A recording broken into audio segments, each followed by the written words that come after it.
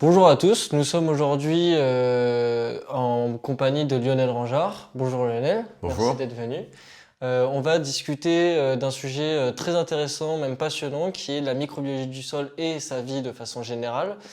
Et notamment, on va essayer de comprendre les mécanismes qui nous permettent de catégoriser un sol de bonne contenance et de bonne composition microbienne, et également de voir quelles sont les pratiques qui sont les plus impactantes pour cette vie microbienne.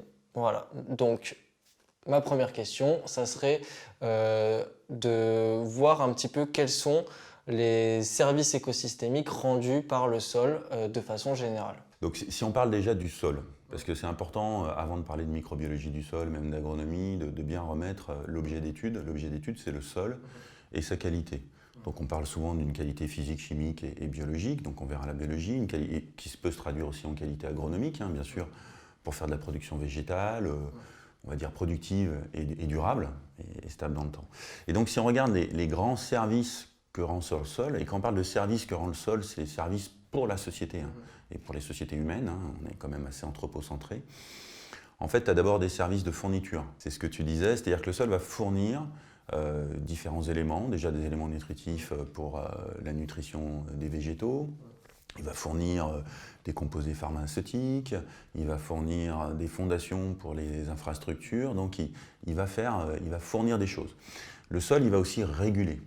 Il va avoir des services de régulation. Alors la grosse régulation dont on parle aujourd'hui, c'est le climat. On a un dérèglement climatique, donc on compte énormément sur le sol pour pallier ou au moins faire un peu de mitigation de ce dérèglement climatique, et notamment parce qu'on est capable de stocker du carbone dans le sol, 2 fois plus que dans l'atmosphère.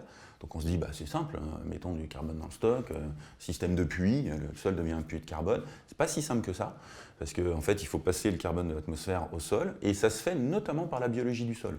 Donc quand on va parler d'agroécologie, et on compte beaucoup sur les sols agricoles, qui sont des grandes surfaces, pour stocker du carbone. Et quand on parle d'agroécologie, de l'écologie, donc de la biologie du sol, on compte aussi sur cette biologie pour faire de la fertilité, mais aussi pour stocker du carbone. Et puis le sol va aussi réguler l'eau. D'un point de vue qualité, c'est un filtre. Il va dépolluer l'eau avant qu'elle arrive aux aquifères. Et le cycle de l'eau aussi en termes de perméabilité et éviter qu'on ait des grandes coulées de boue, des inondations, parce que les sols sont tassés, imperméabilisés. Donc il faut qu'il soit aussi une sorte d'éponge à ce niveau-là.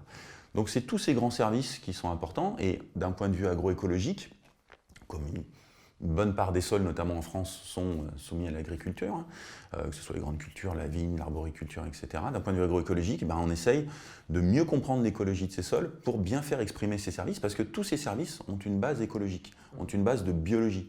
Ce sont les organismes vivants qui font la minéralisation de la matière organique, qui vont fournir des éléments minéraux, qui vont réguler le cycle du carbone et donc être capables de stocker du carbone.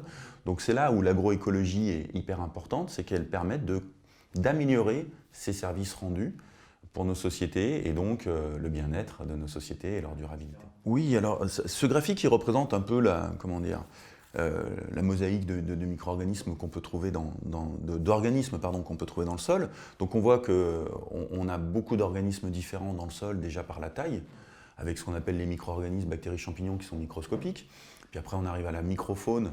Donc ce qu'on connaît le plus dans la microfaune, mais il n'y a pas que, sont les protozoaires, les nématodes. Après on arrive sur la mésofaune, là on commence à être sur des choses qui rentrent un peu dans le visible. Donc par exemple les colamboles, qui sont des fragmenteurs de litière en système agricole ou en système forestier. Puis après on arrive dans la macrofaune, donc là avec la star des organismes du sol, le ver de terre, que l'on voit, que l'on connaît, que l'on sait échantillonner, dénombrer et dont on connaît les groupes fonctionnels. Et puis on peut même après dans les organismes du sol rajouter des mammifères fouisseurs, qui font partie du sol, et puis même la plante, parce que sa racine fait partie du sol, et donc c'est un organisme à part entière du sol. Donc on a une grande diversité de taille, on a une grande diversité de formes, et puis on a une grande diversité de ressources génétiques aussi. On peut voir qu'entre une bactérie et une taupe, on n'a pas du tout les mêmes ressources génétiques. Ça ne veut pas dire qu'il y a plus de ressources génétiques chez la taupe, parce qu'au final il n'y en a plus chez les bactéries, parce qu'elles ont des tout petits génomes, mais elles sont des milliards, et des millions en espèces. Donc si on compare les ressources génétiques, ce sont les micro-organismes qui ont les plus grandes ressources génétiques. Mais en tout cas, le cumul de tout ça fait que le sol est un environnement très vivant, avec 30% de la biodiversité de la planète. qui est une biodiversité qu'on connaît de mieux en mieux. Je ne dis pas qu'on la connaît mal maintenant, mais on la connaît de mieux en mieux, c'est encore perfectible. Et surtout, elle remplit des grandes fonctions et elle est relativement invisible et inaccessible. Et c'est pour ça qu'on l'a peut-être peu étudiée ou mis du temps à l'étudier. Et quand on prend la proportion de quantité d'individus et de quantité de biomasse animale, enfin pas animale parce que mais vivante, on a vraiment un poids dans la balance qui pèse en faveur des micro-organismes sur la place qu'ils vont occuper. Alors quand on regarde la biomasse, c'est-à-dire la quantité de vivants, on a un tiers, dans un sol, on a à peu près un tiers de bactéries, un tiers de champignons, un tiers de faune. Voilà, en quantité, quantité de carbone, vivant, etc. Si on regarde, donc ça c'est la quantité, si on regarde la diversité, là il n'y a pas photo, c'est bactéries. Bactéries, après les champignons. Bactéries, c'est 1 milliard de bactéries par gramme de sol et 1 million d'espèces dans ce milliard de bactéries. Voilà. Donc quand on est sur toute la faune, si on cumule toute la faune sur 1 mètre carré, pas sur 1 gramme, on est à 10 000 espèces. Donc en termes de diversité voilà, biologique, c'est vraiment les bactéries qui sont les organismes les plus diversifiés. Mais c'est aussi les plus simples. Donc, et les plus adaptés. Et donc cette diversité, elle peut fortement évoluer rapidement en dynamique par rapport à des perturbations ou des changements d'usage. Est-ce que ça veut dire aussi que c'est les plus fragiles, même s'ils peuvent se remettre assez rapidement, c'est les plus fragiles? Alors c'est les plus fragiles, mais au final c'est un peu la loi des grands nombres, c'est-à-dire que quand il y a une perturbation qui arrive, qui est un petit peu agressive, on a une grosse partie des bactéries qui va mourir, et puis une grosse partie des bactéries qui va se réadapter, subsister, et même créer des nouvelles espèces en un certain laps de temps. Donc c'est le jeu de la sélection, les bactéries. Et quand elles font des mutations pour s'adapter à des nouvelles sources d'éléments nutritifs ou des changements physico-chimiques du sol ou des biocides, c'est de la mutation sélective. Et donc, oui, il y en a des millions qui vont mourir, mais il y en a des millions aussi qui vont se multiplier rapidement parce que les conditions sont plus favorables pour elles, et puis créer aussi des espèces mieux adaptées aux nouvelles conditions environnementales. Donc c'est hyper dynamique, les micro-organismes. Toutefois, c'est pas vrai que ça change tout le temps et toutes les 5 minutes. Ça met quand même du temps à changer. Et la communauté microbienne qu'on mesure le matin et l'après-midi et qui n'est pas la même, c'est faux ça. Même entre les saisons, elle est assez stable. Par contre, c'est les perturbations qui vont la faire réagir et qui vont la faire s'adapter. Mais si on est dans un processus normal, climatique, saisonnier au niveau du sol et de couverture végétale qui se renouvelle ou qui évolue, la communauté elle est assez stable. Ils sont juste plus ou moins actifs. Ils peuvent être plus ou moins actifs, ça c'est clair, en fonction des conditions d'humidité, de température et de ressources nutritives. Mais la composition globale, la diversité globale, c'est des paramètres assez stables, sauf si on fait une grosse perturbation qui vient l'altérer, et après elle est résiliente et elle se réadapte. Dans la réponse que tu m'as donnée, tu m'as parlé donc de la qualité des sols. On va y venir, mais juste avant, j'aimerais bien qu'on fasse un petit tour des différentes structures de sol, notamment ce qu'on appelle les horizons hauts, les horizons A, etc. Comment ça se décompose et quelle forme de vie on pourrait retrouver et quel rôle va avoir ces formes de vie et ces compartiments de sol. J'ai un peu de notion de pédologie parce que quand on travaille sur le sol, il faut être un peu pédologue, un peu agronome, et moi je suis plutôt écologue, mais il faut avoir toutes ces notions-là parce que quand on fait de l'écologie, on étudie les organismes vivants, mais dans leur habitat, et l'habitat c'est le sol. Donc le sol, il a 2 types d'organisation. D'abord, il y a l'organisation un peu pédologique en horizon, c'est-à-dire voilà, on a des horizons de surface puis un peu plus profondes, et généralement on a plus de matière organique au-dessus et un peu moins, donc on est assez organique, organo-minéral au-dessus, dans les 10, 20, 30 premiers centimètres, et puis après on est plutôt minéral, et puis après il y a la roche-mère dont l'altération va fournir le sol.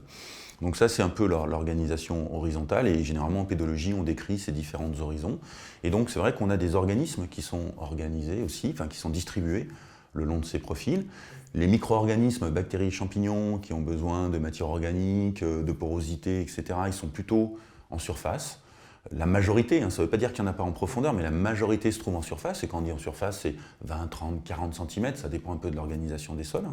C'est là où il y a la matière organique, donc c'est là où le frigo est plein, quoi. Après, tout ce qui est faune du sol qui court dessus, elle est sur le sol, donc elle est plutôt impliquée dans la dégradation de la litière, etc.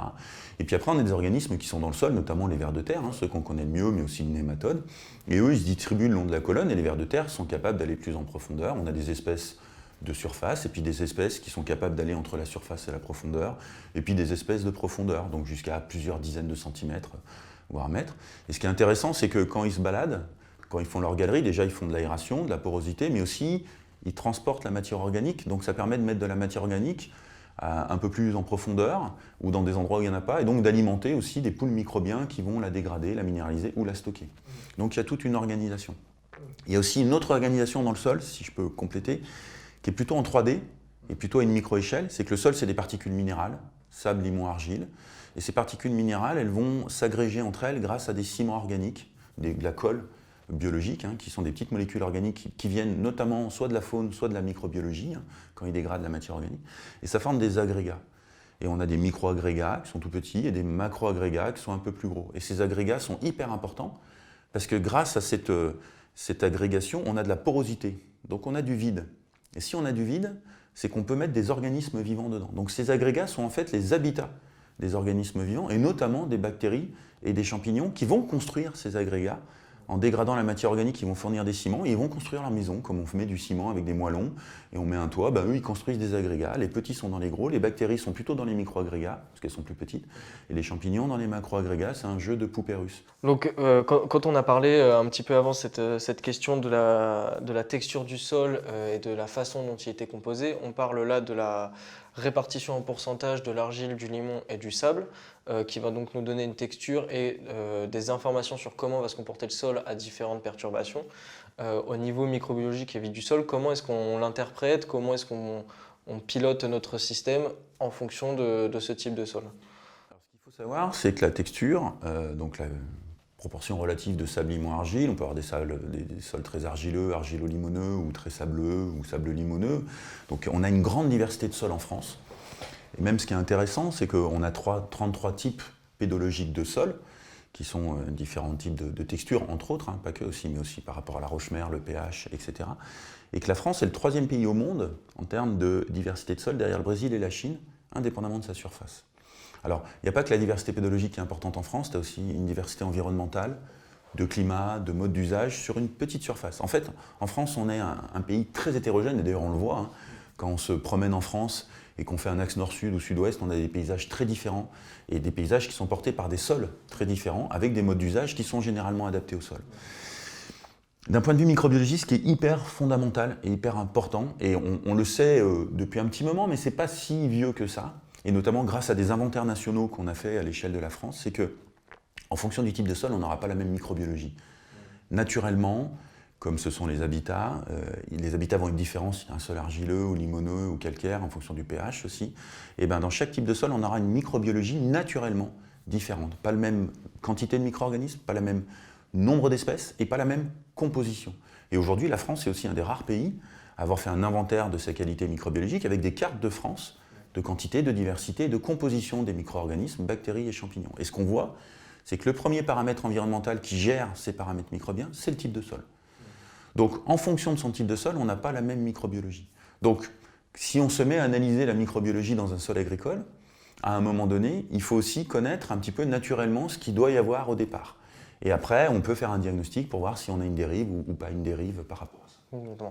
Et quand on parle de micro-organismes qui sont adaptés au type de sol, ça va être quoi? Est-ce que ça va vraiment être la réponse que va avoir le micro-organisme à un sol limoneux, argileux ou sableux, ou est-ce que c'est plutôt comment va se comporter le sol avec ses proportions par rapport à ce qu'on disait, l'aération, l'infiltration de l'eau, l'infiltration de l'air, etc. En fait, c'est un peu les deux, c'est-à-dire qu'en fait, il y a une coévolution entre le sol qui s'est formé et les micro-organismes qui l'ont colonisé, donc ça nous donne une image naturelle de la microbiologie, mais c'est vrai aussi pour tous les autres pans de la biologie, vers de terre, etc., dans le sol. Donc on a une coévolution. Et après, en fonction de ce sol d'un point de vue physique-chimique et d'un point de vue microbiologique, il va avoir une capacité d'adaptation ou de résistance à des pratiques agricoles, à des perturbations environnementales qui va être différente. On sait naturellement en agriculture qu'un sol sableux, il est un peu moins résistant, notamment au dessèchement, qu'un sol limono-argileux qui lui va avoir des capillaires et l'eau va rester dedans.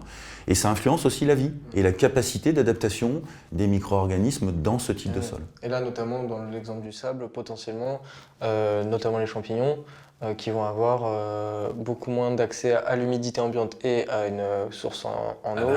Les micro-organismes dans des sols sableux qui sont beaucoup plus soumis à des variations environnementales, c'est-à-dire dessiccation et réhumectation, avec de l'eau qui va très vite s'évaporer, etc. Par rapport aussi à des disponibilités en éléments nutritifs ou en éléments polluants qui seront un peu plus importantes, mais plus fugaces dans le temps, plus rapide, eh ben, on va avoir des communautés différentes et des adaptations de ces communautés différentes. Par exemple, on aura plus de diversité microbienne dans un sol sableux que dans un sol limono-argileux. Oui. Pourquoi? Parce qu'en fait, le système est tellement variable dans un sol sableux, ça va stimuler de la diversité, ça stimule de l'adaptation. Et ce que l'on voit à l'échelle de la France, c'est que les sols sableux sont un peu plus diversifiés que les sols limono-argileux. Ce qu'on pourrait imaginer un peu en termes de population, c'est ça? plus diversifiés en termes de nombre d'espèces de bactéries et de champignons. D'accord, ok. Par contre, si on regarde la quantité de micro-organismes, eh ben là, il y en a moins dans les sols sableux. Ouais. Et pourquoi? Parce qu'il y a moins, en fait, il y a moins d'habitats. Ouais, il y a moins d'agrégats. Mais il y a plus de diversité d'habitats. Je ne sais pas si c'est très clair. Ouais. Et donc, en quantité de micro-organismes, j'en ai moins dans les sols sableux, mais j'ai plus d'espèces différentes. Parce que comme j'ai plus de diversité d'habitats, bah, j'ai plus de diversité d'habitants. Et c'est ça qui est assez intéressant. Donc quand on prend le premier schéma que nous avons à présenter, ça va nous démontrer l'impact des différents groupes biologiques sur la fonction biologique du sol, la fonction agronomique qu'il va avoir et les services écosystémiques rendus. Nous avons les 3 catégories principales qui sont micro-organismes, microfaune, mésofaune et macrofaune. Donc par exemple, nos micro-organismes vont avoir un impact à la fois sur la minéralisation de la matière organique, la structuration du sol, la stabilité du fonctionnement du sol, la régulation des pathogènes et la dégradation des polluants. C'est très clairement la branche qui a le plus d'interactions au niveau des fonctions biologiques. Comment ça s'explique ça? Est-ce que c'est par rapport à leur diversité ou à leur masse rapportée au sol? Alors c'est un peu aussi parce qu'ils étaient là bien avant tout le monde. Les bactéries, hein, c'est l'origine de la vie. Après, voilà, donc c'est des organismes très anciens. Les bactéries étaient là il y a des milliards d'années, elles seront encore là dans des milliards d'années. Nous, sûrement pas. Je ne suis pas pessimiste, mais en tout cas, voilà, c'est aussi parce qu'ils ont des fortes capacités d'adaptation et puis parce que les micro-organismes sont les seuls organismes du sol à pouvoir minéraliser la matière organique. Les autres ne peuvent pas le faire, ou ils le font par rapport à une flore microbiennes qu'ils ont. Donc déjà, ils sont à la base de la grande fonction biologique qui est la fertilité du sol et la transformation de la matière organique en matière minérale. Et les plantes ne pouvant se nourrir que de matière minérale, azote, phosphore, soufre, etc., les micro-organismes sont donc à la base de la fertilité biologique. Donc déjà, ça, c'est la principale fonction, c'est la plus importante. S'il n'y a pas de micro-organismes, il n'y a pas de fertilité naturelle. Donc globalement, il n'y a pas de végétaux. Alors bien sûr, en agriculture, on a toujours pallié avec des engrais de synthèse pour se rendre un petit peu indépendant de ces activités biologiques qui des fois marchent bien, des fois marchent pas bien, sont un peu versatiles, donc engrais chimiques, etc. Mais on sait que le modèle doit évoluer. Et donc on doit se réapproprier ces fonctions, restimuler ces fonctions si elles ne sont pas bonnes, pour faire de la fertilité naturelle et se rendre relativement indépendant des intrants de synthèse, notamment des engrais. Donc c'est ça, la principale fonction, si on doit retenir qu'une. Après, comme ils dégradent la matière organique, des fois, ils libèrent des petites molécules organiques, et c'est les fameux ciments qui vont coller les particules minérales et faire la structure du sol. Donc les micro-organismes sont aussi fortement impliqués dans la stabilité structurale. On parle beaucoup des vers de terre comme des laboureurs, ils font des turicules, ils vont améliorer la porosité du sol, mais les micro-organismes, ils sont directement impliqués dans la structure du sol et dans sa stabilité structurale, donc sa capacité à maintenir une forme de porosité par la formation d'agrégats. Ce qu'on disait tout à l'heure avec réserve hydrique qui va avec, enracinement des plantes aussi. Si on a une bonne porosité, on a un bon enracinement des plantes. Tout agriculteur sait, et c'est pour ça d'ailleurs qu'on fait du labour, que si le sol est un peu tassé ou pas beaucoup de porosité, les plantes vont avoir du mal à s'enraciner et la culture va prendre du retard. Voilà. Après, ils dégradent les polluants, comme ils dégradent la matière organique.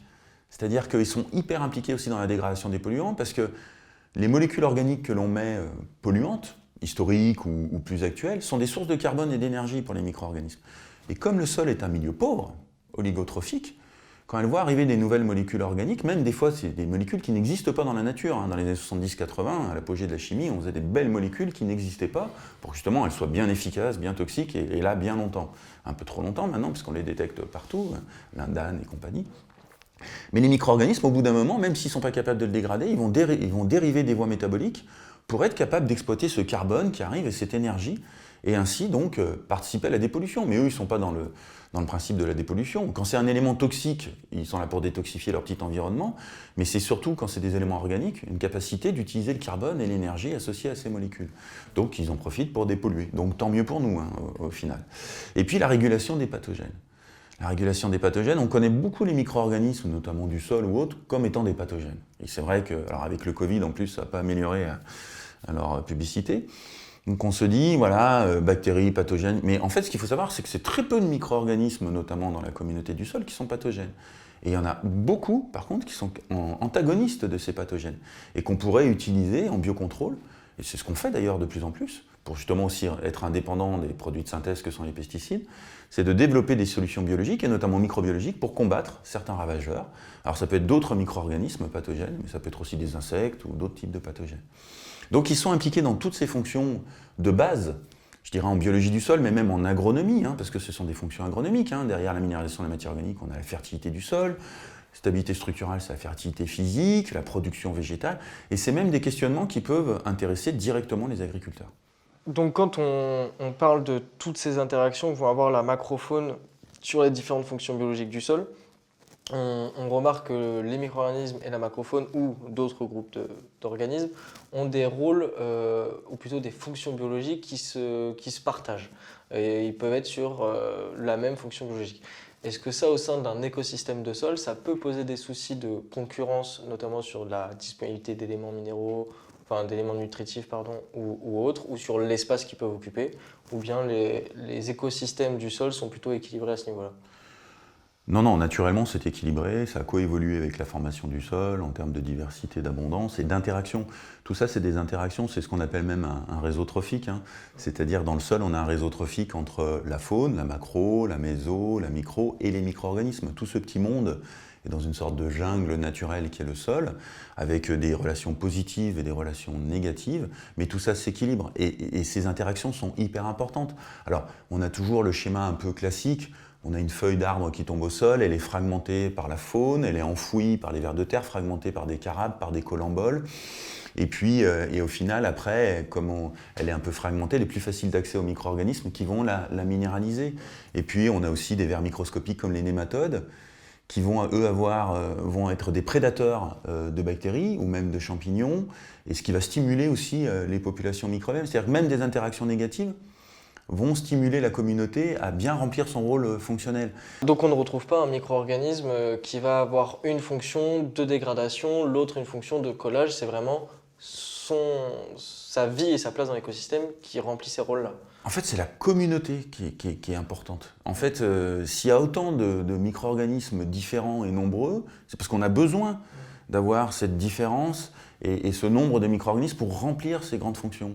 Ce qu'on appelle le patrimoine microbiologique ou biologique, il n'est pas là pour faire joli. S'il y a autant de micro-organismes ou même et de diversité, c'est parce qu'il y a un rôle fonctionnel, et notamment quand on parle de dégradation de la matière organique, donc un résidu de blé, une feuille d'arbre, un bout de racine, c'est des molécules, enfin c'est des tissus végétaux très complexes d'un point de vue biochimique, et il faut toute une diversité de micro-organismes notamment, et de faune du sol pour les fragmenter et les minéraliser, avec toute la complexité des molécules qui va de la lignine jusqu'à la cellulose, en passant par des sucres simples, un peu d'ADN, etc. Parce qu'ils vont tous avoir une spécialisation Exactement. de découpage de certaines molécules. Découpage, transformation chimique, jusqu'à la minéralisation. Chacun... En fait, les bactéries, ce sont des tout petits génomes. C'est pour ça qu'elles se multiplient vite et qu'elles s'adaptent rapidement. Et donc, le génome ne porte pas beaucoup de gènes d'activité. Et donc, une bactérie X va avoir un rôle dans cette étape de minéralisation, puis la Y va prendre le relais pour, grâce au substrat mis par la bactérie X, le dégrader, l'amener à un autre type de substrat qui va servir après aux champignons lambda, etc. C'est toute une chaîne de dégradation, une chaîne trophique. Et tout le monde, bien sûr, en tire de l'énergie et de la matière à chaque étape pour aussi son propre développement. Et en fait, regarder la microbiologie du sol et la qualité microbienne en disant « tiens, je mesure cet organisme », c'est pas bon. En fait, c'est pas bon, sauf sur des fonctions très précises, si on parle de mycorhisation ou de symbiose rhizobienne. Mais en fait, ce qu'il faut, c'est regarder la communauté dans son ensemble et si elle est bien abondante et diversifiée. Donc depuis le début, on parle beaucoup donc, des micro-organismes du sol et des impacts qu'ils peuvent avoir sur la fertilité biologique du sol et son écosystème. Mais d'un point de vue agricole et services rendus au monde agricole et aux cultures dédiées à l'alimentation, sur quelles problématiques ils peuvent vraiment jouer? On sait qu'ils peuvent avoir une rétention en eau supérieure, notamment pour les champignons, etc. Mais est-ce qu'il y a d'autres aspects sur lesquels ils peuvent vraiment influencer les pratiques agricoles? Alors, ils ont des aspects très fondamentaux. Les fonctions dont on parlait tout à l'heure, les fonctions biologiques, de minéralisation de la matière organique, de stabilité structurelle du sol, etc., c'est des choses qui se traduisent directement en questionnement agricole. Quand on parle d'une minéralisation de la matière organique, c'est de la fertilité. C'est de la fertilité chimique pour les agriculteurs. On prône de plus en plus les amendements organiques dans l'agriculture, au détriment des engrais de synthèse. Et on le voit dans certains systèmes de production, on relance des filières pour la matière organique, même de l'élevage, etc., où on essaye de récupérer des déchets verts et d'en faire du compostage à la matière organique. Si on n'a pas de microbiologie, ça ne sert à rien de mettre de la matière organique, elle ne se dégradera pas. Donc elle remplit la fonction de minéralisation de cette matière organique, donc de fertilité directement chimique, et donc derrière, une forme de productivité végétale. La fertilité physique aussi du sol, la stabilité structurale, la porosité, la capacité d'enracinement, la réserve hydrique, c'est la fertilité physique du sol. Et on a dit que comme les micro-organismes créent les agrégats, créent leurs habitats, ils sont à la base de cette fertilité physique, donc c'est hyper important. Après, il y a la durabilité de la production. On sait que des sols qui ont une bonne qualité biologique, voire microbiologique, sont des sols qui sont plus durables et qui vont plus résister à des aléas climatiques en termes d'érosion, en termes de ressources nutritives, etc. Donc c'est aussi une stabilité derrière de la production agricole là-dessus, et donc de durabilité. Donc il y a un lien directement, assez direct, entre ces fonctions biologiques qui ont un rôle un peu écologique et des questionnements agricoles. Et d'ailleurs, c'est le principe de l'agroécologie. L'agroécologie, c'est se baser sur des solutions fondées par la nature, donc là, sur des solutions de biologie, microbiologie du sol, pour se rendre un peu plus indépendant de certains intrants de synthèse chimique comme les engrais ou les pesticides. On sait aussi que la microbiologie du sol fait un effet barrière à des pathogènes, comme notre tube digestif, où on a une microflore qui nous empêche d'être malade et qui fait un effet barrière à des pathogènes que l'on ingère au quotidien. C'est pareil au niveau du sol. Alors là, le lien est un peu plus subtil et encore à travailler d'un point de vue recherche, mais il y a sûrement beaucoup de maladies qui peuvent être évitées par cet effet barrière de la biodiversité du sol pour des pathogènes qui arriveraient au niveau du sol et qui développeraient des foyers épidémiaux au niveau du sol et qui après feraient une maladie sur la culture. Donc il y a toute une écologie, agroécologie à vraiment étudier pour bien sublimer ces fonctions et revenir sur un autre concept d'agriculture durable.